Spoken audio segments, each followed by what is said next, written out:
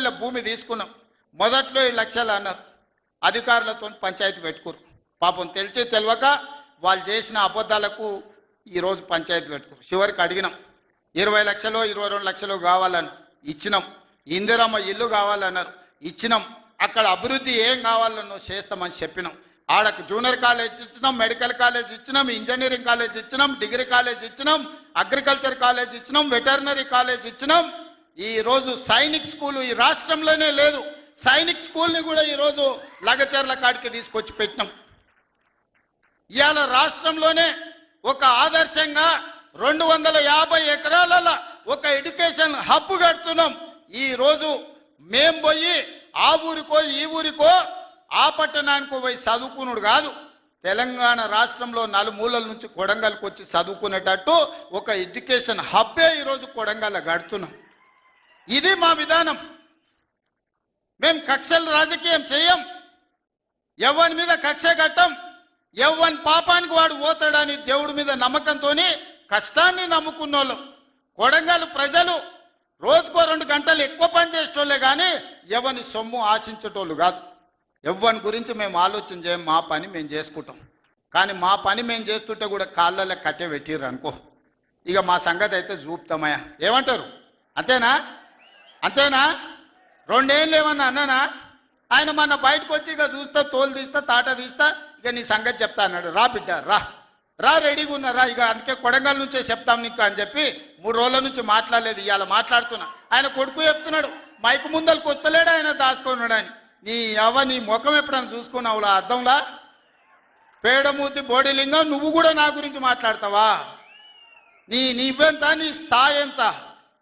అయ్య పేరు చెప్పి బతికేటోనివి నువ్వు, ఆంధ్రలో గుంటూరులో గుడివారిలో చదువుకున్న నువ్వు, నీకేం తెలుసు తెలంగాణ గురించి, మా పౌరుషం గురించి?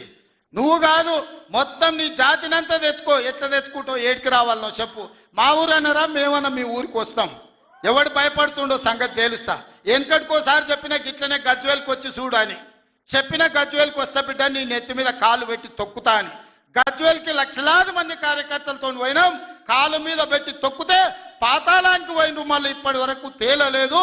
ఇవాళ చెప్తున్న మీడియా మిత్రులారా రాసుకోండి, 2029 ఎన్నికల్లో 2/3 మెజారిటీ మన సీట్లు ఒకవేళ 119 ఉంటే 80కి పైగా సీట్లతోని 2029లో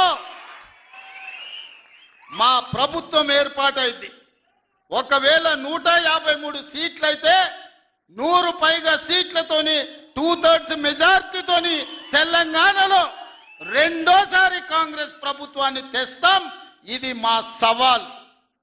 చంద్రశేఖరరావు గారు, తారక రామారావు గారు, హరీష్ రావు గారు, దయాకర్ రావు గారు, ఇట్లా చెప్పుకుంటూ పోతే వినోదరావు గారు, కుక్కట్పల్లి కృష్ణారావు గారు, రాసి పెట్టుకో. 2029లో 2/3 మెజార్టీతోని ఈ రాష్ట్రంలో కాంగ్రెస్ ప్రభుత్వాన్ని ఏర్పాటు చేస్తా. ఇదే నా సవాల్. శాతనైతే కాసుకో బిడ్డ. నీ రాజకీయం ఏందో నేను చూస్తా. నేను రాజకీయం చేసినంత కాలం ఈ కల్వకుంట చూసేటోళ్ళు కాలకుంట విషం లాంటి కేసీఆర్ కుటుంబాన్ని అధికారులకు రానివ్వను. ఇదే నా శపథం. ఇదే నా శపథం.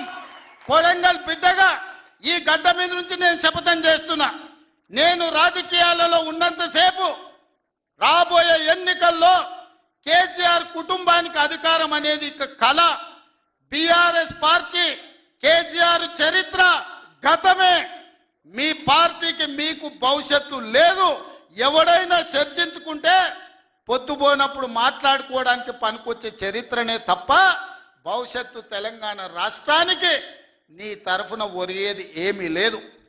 బీఆర్ఎస్ కేసీఆర్ గతమే, తెలంగాణ భవిష్యత్తు కాంగ్రెస్.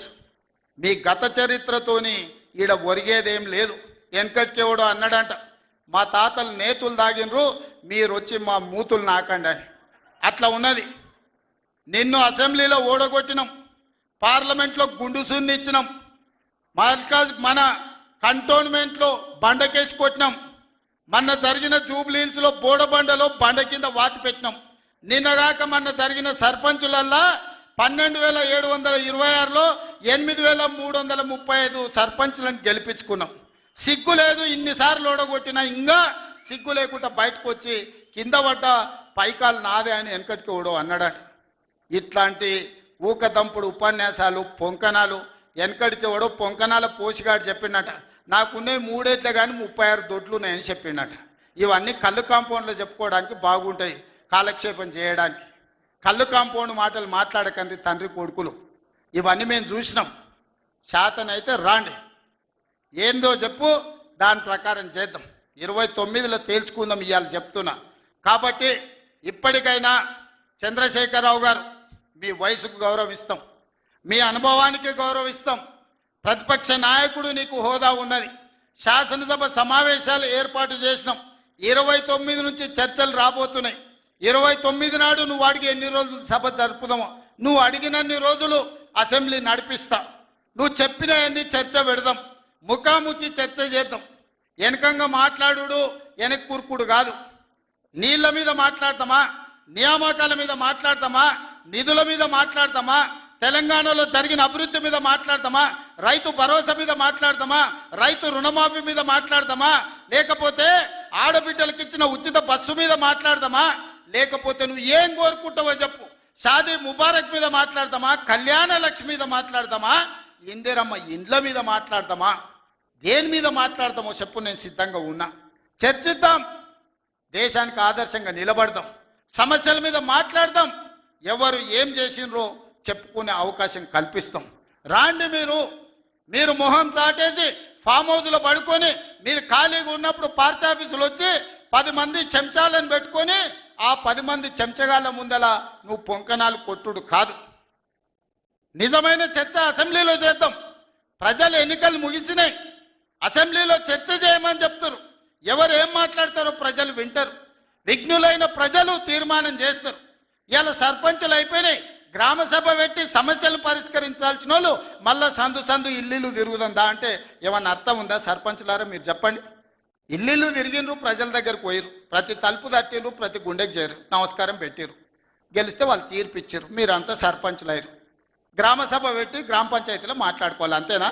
వార్డు మెంబర్లు, ఉప సర్పంచ్, సర్పంచ్